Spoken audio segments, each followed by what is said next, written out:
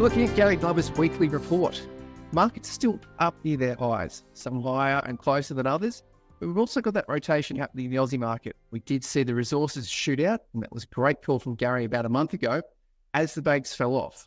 We're starting to see a little bit of that heat come out of those mining companies, not running as hard as they were. Question remains, well, is it now to buy? Is it wait for it to pull back? But there's better opportunities in the market. That's what Gary's got in his report to walk us through the top charts, the overarching indices, and where he's seeing trade opportunities. Good morning, Gary. How are you? I'm good, Chris. Yeah, I think I think the financials were just overpriced there, and then the resources were looking, really oversold. I mean, if you look at the just the yield on some of those resources there down there, the low, it's probably double the yield on the banks when they're high. So it's like, I know that there's obviously more cyclical the resources there, but you're looking at sort of 7 and 8 and 9% yields on some of those sort of heavyweight sort of stocks, where the banks are offering 3.5 or 4.5% with downside risk in the valuations because they're sitting at 10 or 20 year historically high valuations, maybe 10% above their PE average PE valuations for the last sort of 20 years. That's sort of, I don't know, just look pretty lofty, very lofty there. But yeah, it was some stage of look. I didn't think it was going to be dramatic as it was, Chris. That I think obviously the China stimulus there got things rolling there, but there was a bit of a turn there, which we did see, and that I think that that sometimes those sort of moves there, China stimulus there, just sort of gave it a bit of a boost. It's funny you sort of see that. I mean, I think remember the September 11, the market had turned down at the time there.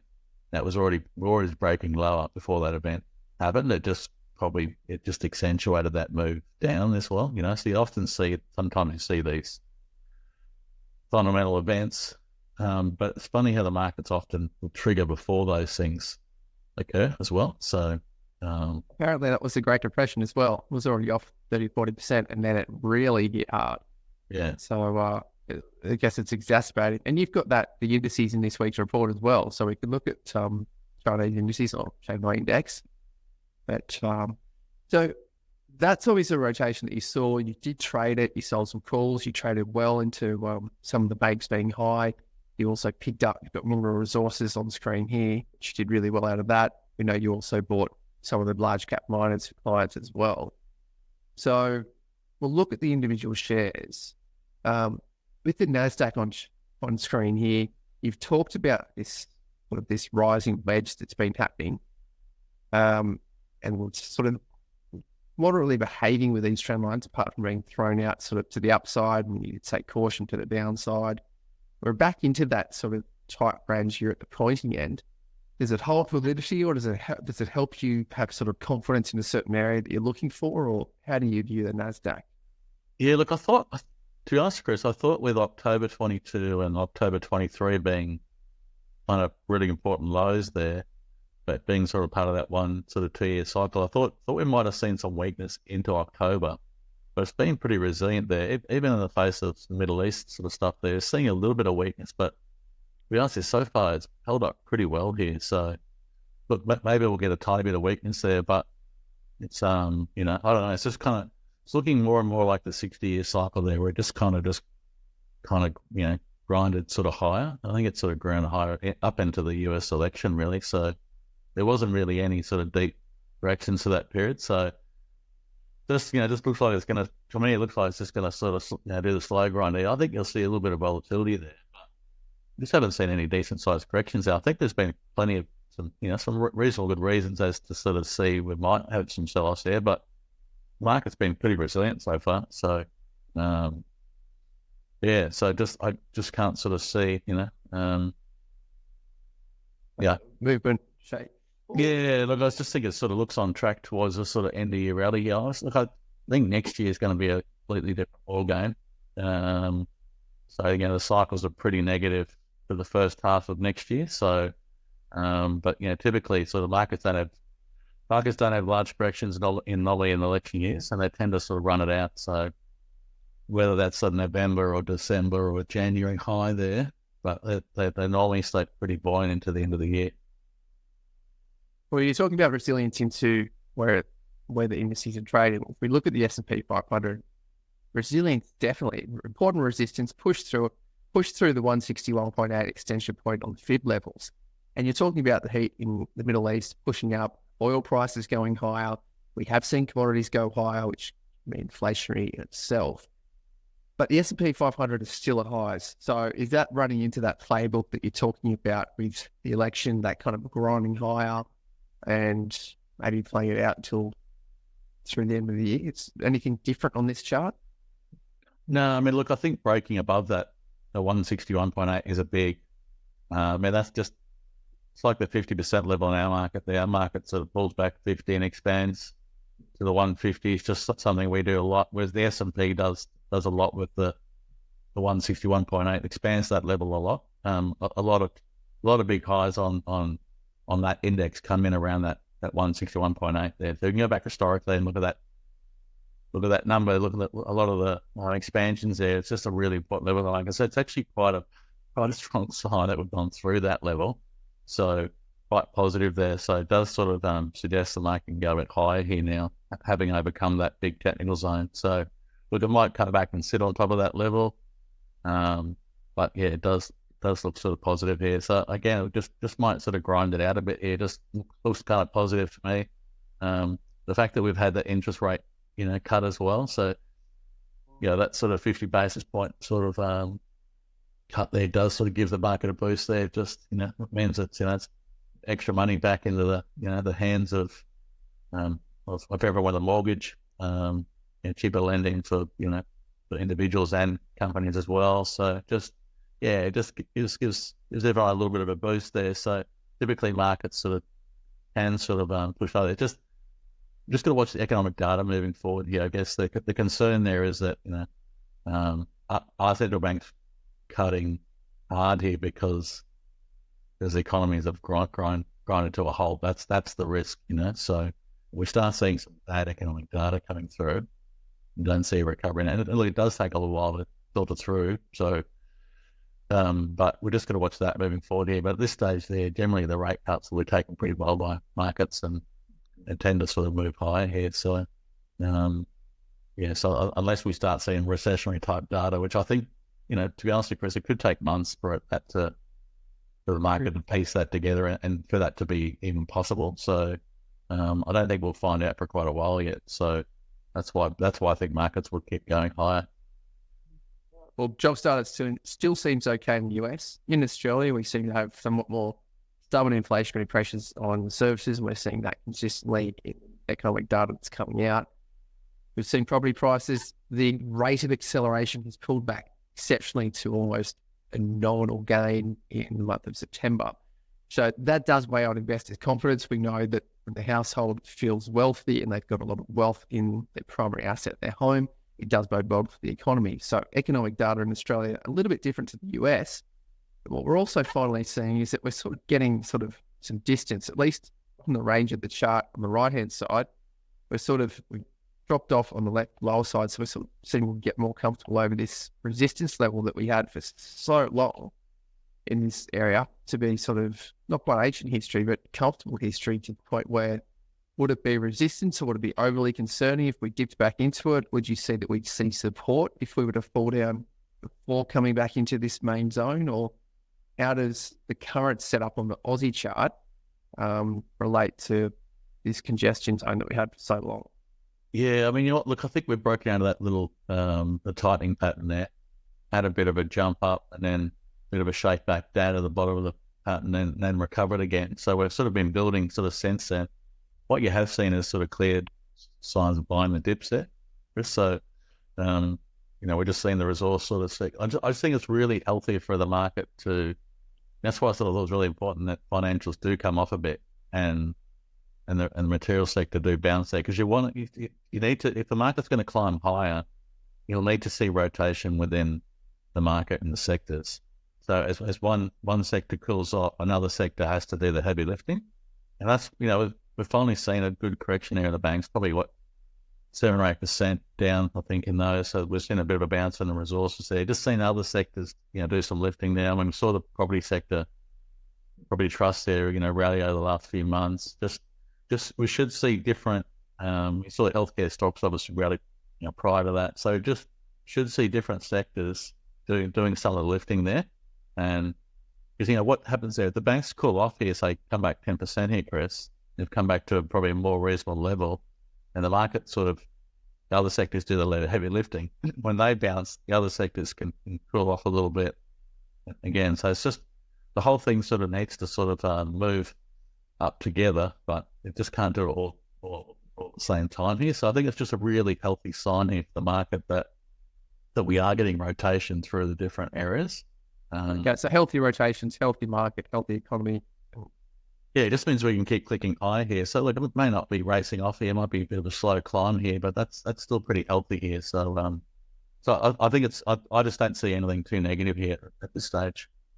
Right. Well, that's positive to see with the Aussie. Obviously, we're not going into the election on the US side. Ours is further out, but we do have some beta in connection with what's happening in the US in the election cycle. At least they are the largest economy in the world. You mentioned earlier the Shanghai. You mentioned how much of a stellar rally that had, how it really took hold and came about quite quickly. The announcement, there were sort of like murmurs about how this could happen. You were looking at resources around where I've just highlighted on the chart. You loaded up mineral resources and so on, and sold into heat, did well on that trade.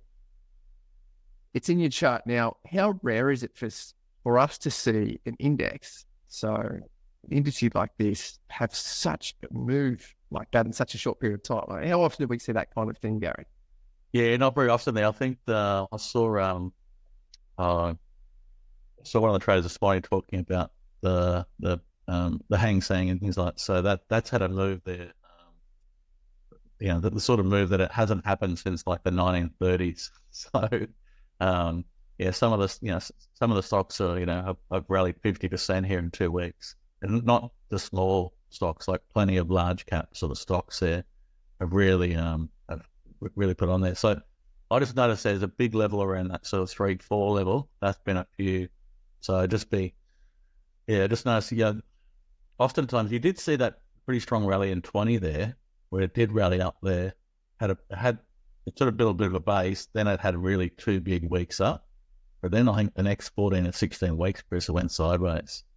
So that's just got a risk there. Is if I sort of think, we've had a big move here, you might just go through a consolidation there for, might be 4 weeks, 8 weeks, 16 weeks. You might just get a consolidation there as well. So it's just a big move here. So, but we do know sort of high inflation and virus of the past there. We've definitely, much as markets tend to sort of stand still over the longer fall, we do see big volatile moves in those markets there. We saw it in the 40s and 70s. There were big ups and downs, big ups and downs, big ups and downs there. So that's why you're sort of seeing some big moves there. That's probably why we're sort of, I think the energy was really the one that sort of stood out to me, because historically energy is the top performing sector in high inflation environments. And you look at the sort of 70s there, we saw some big moves there where we sort of up 100, 200%, but we saw a couple of years where they were down quite a bit, but then they come on faring back again. So to me, that was the one that's the obvious one there. So it's had a pretty strong bounce, the energy sector. It'll probably have some sort of consolidation pullback at some stage there, but that's probably the one to keep an eye on personally. I think if that has a retreat and consolidation there, that's the one to sort of to look at there. I think that's got potentially more upside than some of the other things that are out there. Well, we know you shared that research with us from the 40s and the 70s. You looked at all those different parts of the market, which ones performed best. Definitely energy was a wild ride. That research has worked really well for you in the last couple of years, choosing the right components of the market and the right time to buy with an overlay of your other research, the cycles and so forth. There are some other videos on our channel if anyone wants to delve into that, with Gary's taking a deeper look. But you've talked about energy in those 40s and 70s cycles. Back then, there weren't data centers, so we've got newer technology. Still can be cutting edge technology at the new end of the market. But we've got something here that's trading in the top right. So from the October lows you talked about in 22, and then higher lows in October 23, obviously a weekly chart we're looking at here. it has been volatile in the last few months. So how do you interpret what's happening here on the weekly chart, which is obviously what you put in, and why has it caught your eye? It's cool by just a couple of things there. Obviously being a bit of a leader in the market for the last couple of years, has been sort of one of the obviously strong sectors there. So obviously next DC sort of data centers, been strong growth in that area there. But in recent times there, we've got two things there. We've sort of come back, we've undercut that low, Chris, the little false break of the last little low, and had a nice little recovery there. Didn't go to a near high, but since then we've seen price tighten up again. So it's sort of almost got this sort of VCP sort of set up here as well. And just looks like we've tightened up here. It just looks like it might be breaking out of the top side there. So with even these sort of strongest names there, even though it looks a little bit extended there, it does have that little bit of appearance of maybe of a topping pattern there, just because it's sort of been a pretty strong trend and it's starting to overlap. But they can keep going here. They can have these little ABC corrections and can go back into other trends. So I know it's a bit late stage there. It's definitely the volume's a bit up there, so it's a little messy on the volume side there. But I think the stronger names there, when they break out, we just don't know what they're capable of. Sometimes they really can go on, and as we know, Chris, from the Friday reports here, these leaders can push a lot further, a lot higher than everyone thinks as well. So it's just been one of the stronger names there. So why can't it break out again and go to a new high, or even push a lot higher? So so I just think it looks pretty interesting here at the moment. Looks potentially like it can go back and retest that high and potentially get a new high. Nice. So that's a good one to have, definitely on the weekly chart, with a huge amount of upside potential. And as you've said, you've studied the current leaders on the ASX, where there's the whole model books, but you've studied what previous US investing championships William and Ell looked at, and they've found similar things. So perpetual, it's at the other end of the chart. It's a weekly one once more. But what I'm finding interesting here is that we're undercutting this low. So the October low in 23 has now been undercut recently, just before October. So how important is maintaining this and the volume profile coming into and particularly bouncing out of what we've got right now for perpetual? It's just a type of market, Chris. It's probably, I've been changing my personal approach to sort of trying to look for those false breaks that are in the top half of the chart, that are in the sort of stronger names there. But it is a market there where we're seeing, pretty decent volatility, some pretty decent swings there.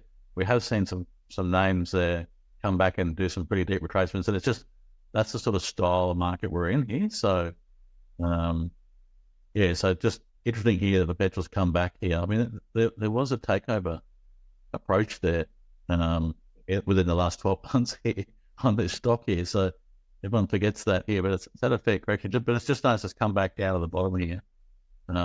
You'll notice that the last 5 or 6 weeks, the volumes are up as well. So you go back, made a false new break here, didn't follow through and reverse there. It's often sort of where they can sort of bounce from here. But equity markets are pretty strong, trading higher. So most of these fund managers typically follow the market most of the time, and they should be sort of, it's obviously the market proxy at times, aren't it? Yeah, so it's obviously funds under management, things like that. So, so I think this one's pretty interesting here just because it has had that approach in the past.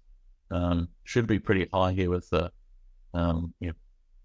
market sort of trading pretty well here. So, and just type of market there where these false breaks have been working in the last year or two. So, for that reason, I think it's pretty interesting here.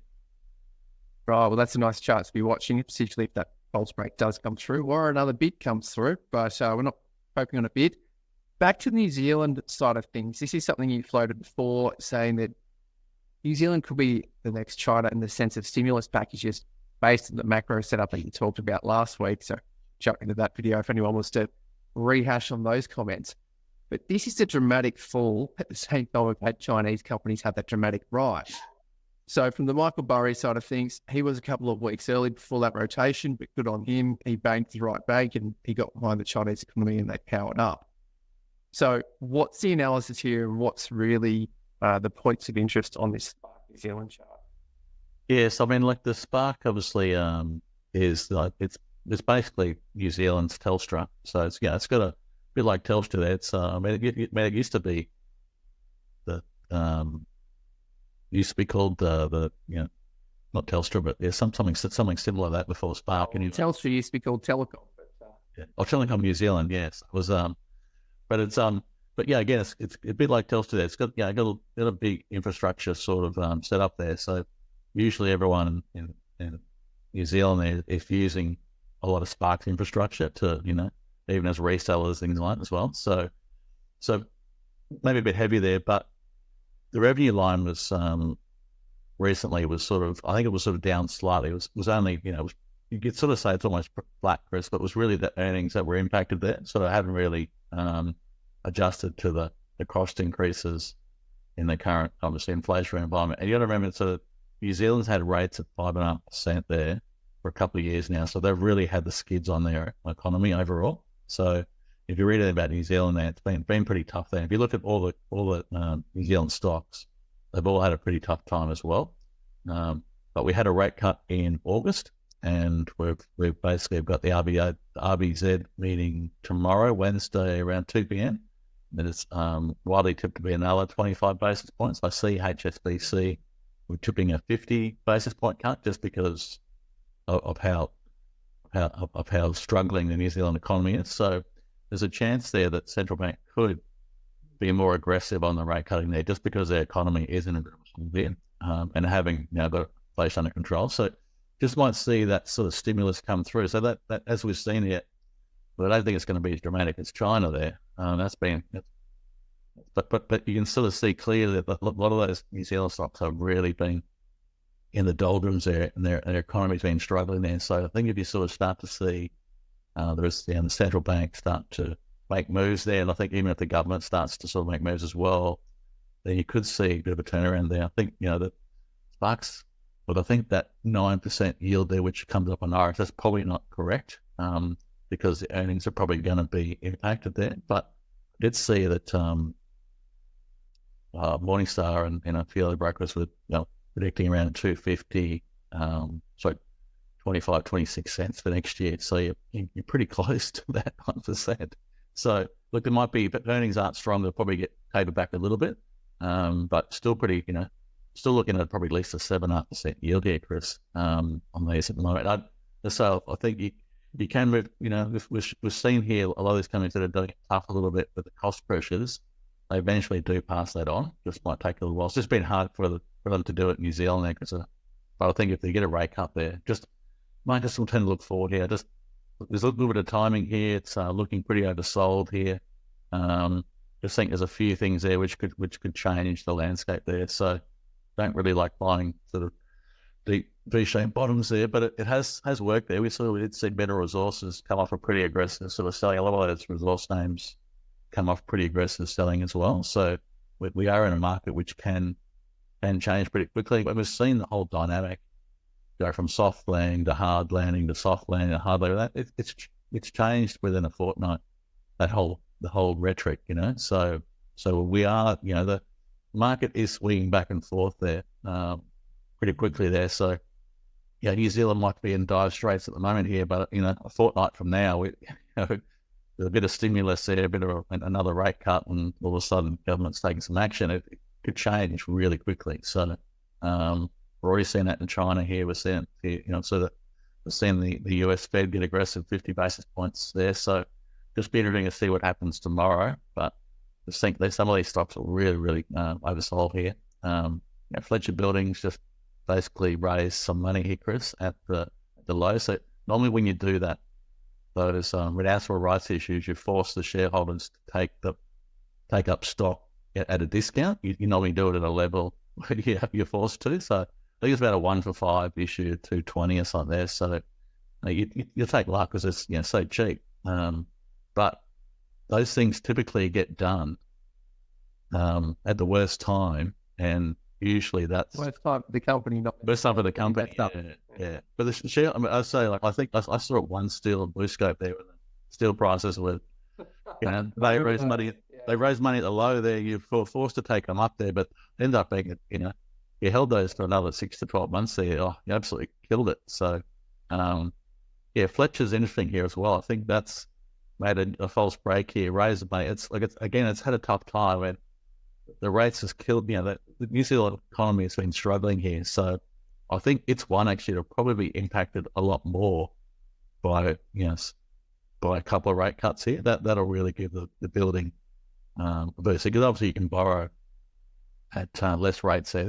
You've seen a little bit of immigration move out of New Zealand to Australia as well. So that's probably hasn't helped there. But look, if rates come off a little bit lower, maybe cost of living sort of starts to cool a little bit there, then maybe New Zealand will be a little bit more appealing than Australia, because we've still got a little bit of inflation here. Our rates are still are going to be cooling off anytime soon, in my opinion. So just might even the playing field there for New Zealand there. So yeah, just some of those stocks look pretty interesting to me. I think the Auckland airports is the other one. It's, again, we're talking about infrastructure assets, Chris. We just don't see there's not many left.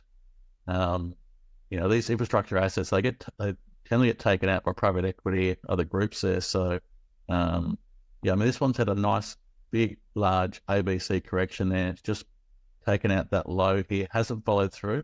We've got some good volume occurring down near the low for Auckland airports as well. So I just think it's pretty interesting here where it's come back to it at this time here. This is one that it definitely could be a beneficiary with a bit more travel. And if the New Zealanders have got more expendable income there, then they will be travelling more as well. So I think things like Air New Zealand and Auckland airports could benefit from those lower rates there. So I think watching the Kiwi economy here the next week here will be pretty interesting. Yes, I just think there's a potential opportunity there. Well, you mentioned a few things that we can echo on research that you've touched on before, and a few market insights that we know about. So you're talking about the interest rates, you're talking about New Zealand economy, and talking about raising. Just with Fletcher Building, you mentioned they do it at the worst time. We've talked about this a few times, BHP and Rio Tinto doing raises at the bottom and buybacks at the top. And it's this ANZ, Australian New Zealand Bank.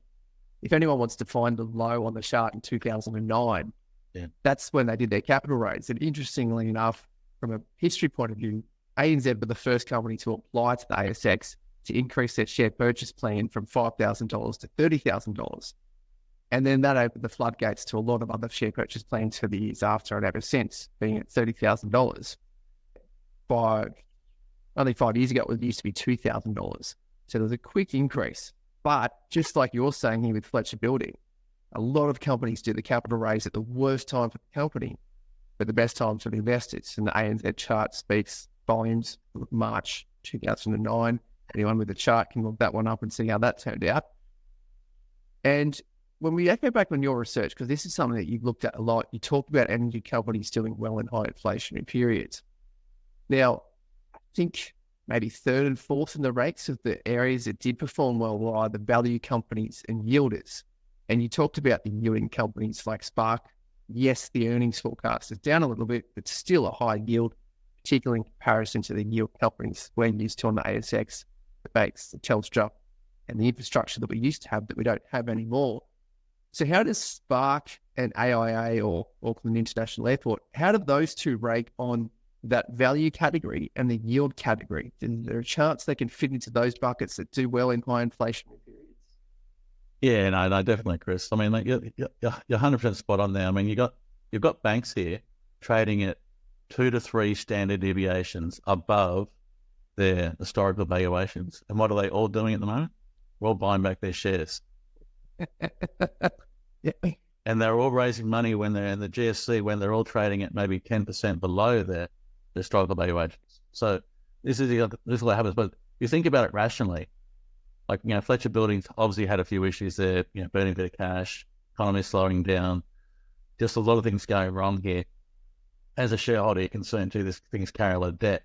All of a sudden, it goes to market, raise some money. It forces you to take them up cheaper here, but it now doesn't have a debt issue. So there's got plenty of cash here. Now it can, tighten up here, make some moves, try and benefit. Hopefully the economy turns around here. So that's sort of, that's why these things they tend to sort of happen there at the worst times for the companies there, but shareholders there can be the best times. And they can be sort of, I think, just seeing at the past, these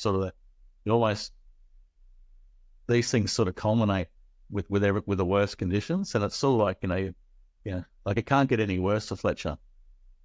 That's that's the view, is that if it can't get any worse for them, then that's Which way do you go? Which way? then that's the time that's the time to buy the stock. So it's like the stock has been humming, running hot, everything's fantastic. Like I guess getting that drone shield going to all the Ukraine sort of conflict there at war.